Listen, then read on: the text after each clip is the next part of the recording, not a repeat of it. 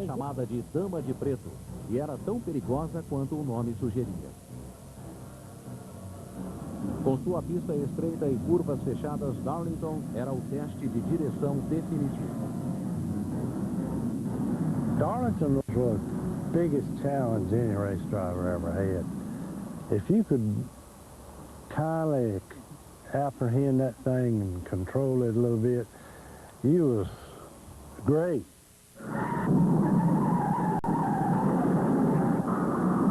Junior Johnson in 75. He's getting out. There's a fire under the hood. Nobody is ever able to go there and just dominate that racetrack. You might dominate it for a while, part of a race or 2/3 of a race, but it'd reach out and bite you before the day is over if you weren't mighty careful. Bob Myers acabara de começar sua carreira em 1957. Bob estava dirigindo um Olds modificado e começou a corrida na primeira fila. Estava correndo bem naquele dia até a 28ª volta. Bonnie Clark and Thomas's car spins out at the end of the backstretch. He's broadside to the oncoming traffic. Myers' car flips 3 times. Bonnie Clark e Paul Goldsmith feriram-se na batida. Mas Bob Myers, de 33 anos, nativo de Winston-Salem, Carolina do Norte, não sobreviveu. Myers foi a primeira morte na história da liga. A publicidade negativa desse acidente, com o banimento pela NASCAR do desenvolvimento de produtos de alta performance, acabou levando a Associação de Fabricantes de Automóveis a proibir a competição direta entre fábricas nas corridas de Stock Car. Mas ao invés de dobrar sob pressão, a NASCAR explodiu no ano seguinte, quando o astro Fireball Roberts atingiu fama nacional.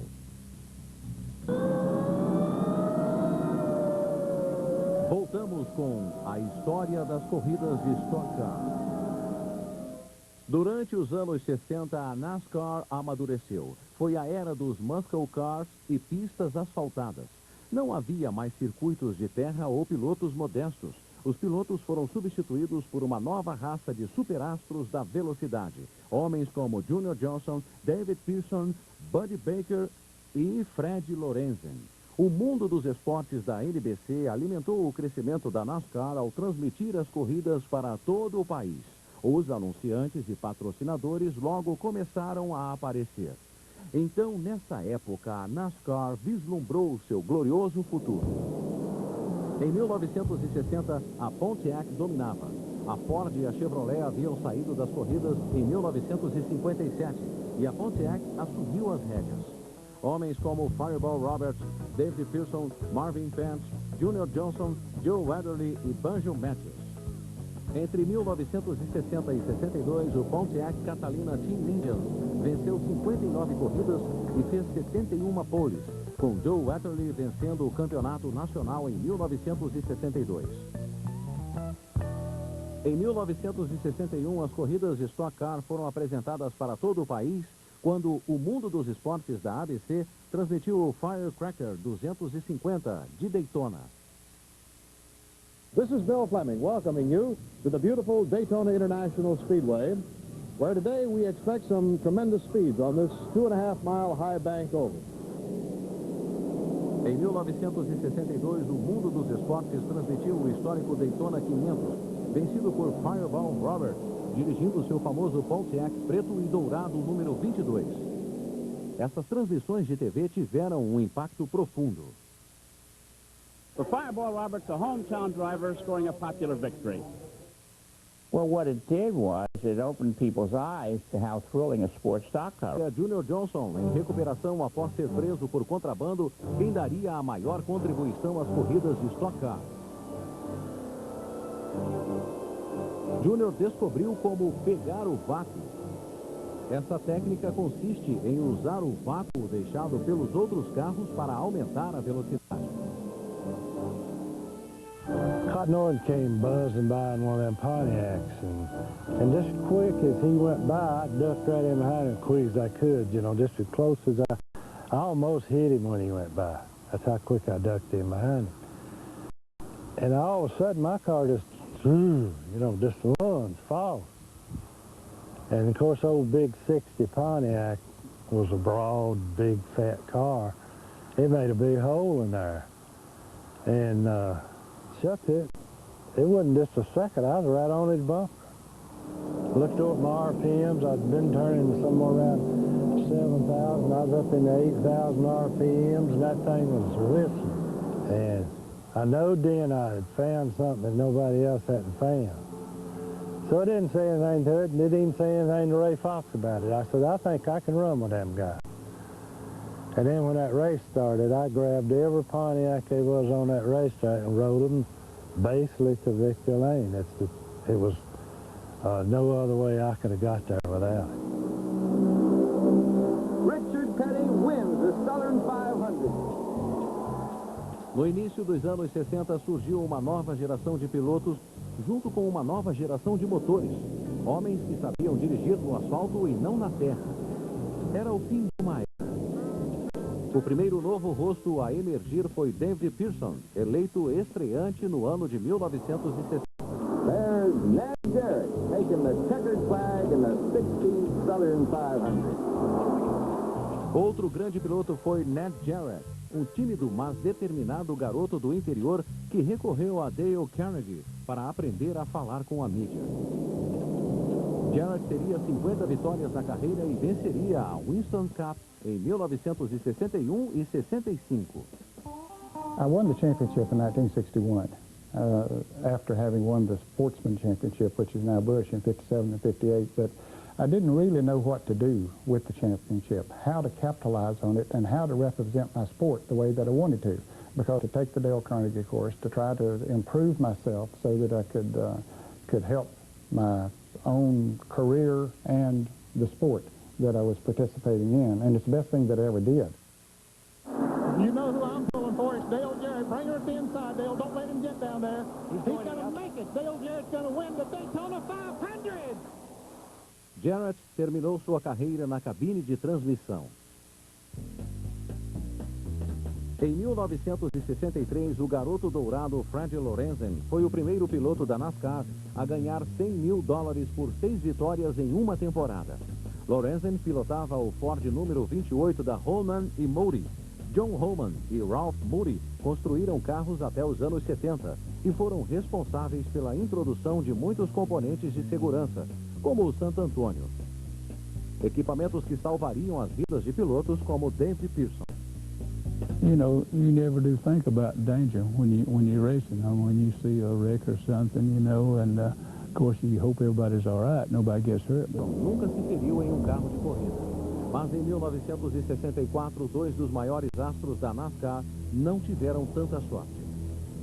Em 19 de janeiro, Joe Weatherly estava na liderança da Motor Trend 500, na pista de Riverside, Califórnia, quando os freios de seu Mercury falharam na sexta curva. Weatherly bateu na parede e sua cabeça atingiu o muro de concreto, morrendo instantaneamente. Joe Weatherly's death led to the side netting. See, Joe Weatherly was in turn 6 at Riverside, and he hit the wall, and his head went out and hit the concrete wall. That led to the safety net we see in all stock cars all over the world today. Weatherly foi a primeira fatalidade na NASCAR em 7 anos, mas, tragicamente, não foi a última de 1964. When I got out of that car, 1961, down there in the 4th turn, I figured this was my lucky day and it must be my lucky track. A sorte de Fireball Roberts acabou em maio de 1964. Roberts bateu durante o World 600 tentando evitar outro acidente envolvendo Junior Johnson e Ned Jarrett. About the time that me and Ned jumped out of our cars and run across the racetrack, the foremost car busted into flame. It was upside down, and the gas tank had busted, and all that gas had run in the bottom of the roof. It's like a pond of gas in there. And we both started. Anything you could imagine. Fireball Roberts was second chance. Safety equipment that the driver wears. I mean, you know, you didn't used to have to wear gloves. Now it's mandatory, more or less. Full face helmets, fire resistant, fire proof uniforms, drivers' shoes. I mean, guys used to drive in all kind of shoes, wing tips, and by bad experiences. Em 1964, a Chrysler voltou às corridas com seu famoso 427 Hemi. Esse motor revolucionário lançado em Daytona ajudou a Richard Petty a vencer as 500 milhas e dominar o resto da temporada. Na metade do ano, a NASCAR percebeu que tinha um problema de competitividade nas mãos. Em 1966, Junior Johnson aposentou-se das corridas após 13 anos e 50 vitórias no campeonato nacional. 1965 foi sua melhor temporada, vencendo 13 de 36 corridas. Recentemente votado o maior piloto da história pela revista Sports Illustrated, Junior Johnson foi imortalizado em livro e filme como o último herói americano. Após aposentar-se das corridas, Junior tornou-se um dos donos de equipe mais bem-sucedidos da NASCAR. Fabulous competitor. Charlotte, Carolina do Norte, Atlanta, Georgia, Rockingham, Carolina do Sul, Dover, Delaware e Brooklyn, Michigan. Em 1969, a década terminava com a polêmica inauguração de uma nova pista em Talladega, Alabama, comprada pelo fundador da NASCAR, Bill France. Com mais de 2,5 milhas e curvas inclinadas a 33 graus, a nova pista era maior e mais rápida do que Daytona. Tão rápida que os pilotos recusavam-se a correr nela. He was firm. He knew the stars were going to walk out. And right or wrong, he was an absolute block of granite. But he didn't give in, and they left. But they were back the next week, and there's never been any hint of a driver's union or a boycott. Johnny Allison throws the block. Cale hits him. He's live. Johnny Allison live. They climb in the third. They're hitting the wall. Mais uma vez, uma proibição do governo, dessa vez dos anúncios de cigarro, ao invés da lei seca, abriu uma enorme oportunidade para as corridas e para Junior Johnson. Pelo menos, era o que ele esperava. When we walk in and sit down and I tell them what I've come for and what I want and so on and so forth, and one of the people sitting at the table said, well, we just come off from television and they had something like $500 million or something, some astronomical figure that they'd been spending on TV, and they said, well, you know, that's what we've been spending for advertising. That's the kind of event we're looking for. I said, well, if you're looking to sponsor something like that, you need to talk to NASCAR, Bill France Sr. Em 1971, a Winston tornou-se patrocinadora do campeonato nacional que foi batizado de Winston Cup Series. A Winston distribuiu $100 mil em bônus no fim de ano e promoveu a NASCAR em painéis e anúncios de jornal, além de fazer embalagens promocionais com a NASCAR e suas pistas. De repente, a NASCAR tinha classe. They changed the sport in a way that probably will never see as drastic a change as we saw there, because everybody that had been involved in stock car racing before that time was automotive oriented. What that did was revitalize the series. All these little races were thrown away, and the schedule was condensed, and R.J. Reynolds, through its Winston brand and Camel brands, pumped millions of dollars into promoting the sport. The success of NASCAR today really has its genesis in the support of the tobacco industry. When the 70s came along, it really was on a roll. The sponsors had realized that this is the place that they needed to be. Something big happened here. We need to get in on it. Em 1971, a NASCAR assinou um contrato de $1.300.000 com a ABC pelos direitos de transmissão de 9 corridas. Enquanto para a maioria Richard Petty ainda era o rei, nos anos 70, muitos achavam que David Pearson reinava supremo nas pistas. Ele terminaria sua carreira com 3 campeonatos e 105 vitórias, atrás apenas de Richard Petty. Mas ao todo, Pearson correu menos e venceu mais do que qualquer piloto na história da NASCAR. Alguns pilotos eram destemidos, outros brutos. Já Pearson, smart, intensely smart in a race car. 500-mile race, 100 miles to go. All of a sudden he's running fifth. 20 miles to go, he's running second. And then a little while later you'd say, where's Pearson? Well, I don't have to ask you anymore. I see him. He's here. Checkered flag, he wins. Where's he been all day? He's been hiding. David Pearson was very sneaky. Em 1972, Allison fechou o ano com 10 vitórias e foi votado o piloto mais popular da NASCAR de 1971 a 1973. Allison venceria 3 Daytona 500 em 1978, 82 e 88, conquistando 84 vitórias em 25 anos de carreira. He was tough, kind of sneaky. He'd hit you, you know, every once in a while if you didn't watch him, you know. If There goes Allison, but this time Pearson holds him off. Em 1970, em Talladega, Bud Baker tornou-se o primeiro piloto da NASCAR a fazer uma volta a mais de 320 km por hora.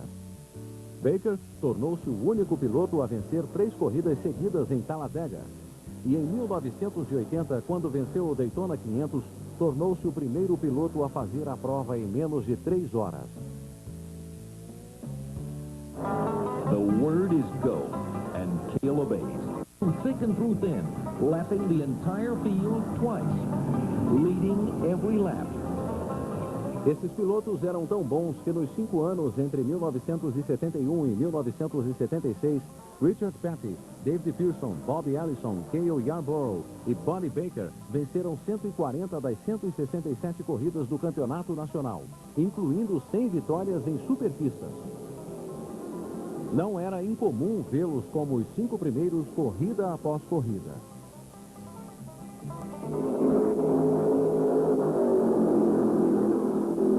Yarborough's trying to pass. They're in deep trouble. Cale Yarborough's over the wall. He never even touched the guardrails. He sailed down that 40-foot slope. I think Cale was one of the most determined race drivers that I ever run across. His determination took him where he's at. I think the races in the 7 championship, I think that speaks for itself. Bobby Allison also was in that dogfight most of the time, and he's a great driver. Obviamente, em 1976, a rivalidade entre esses pilotos era intensa.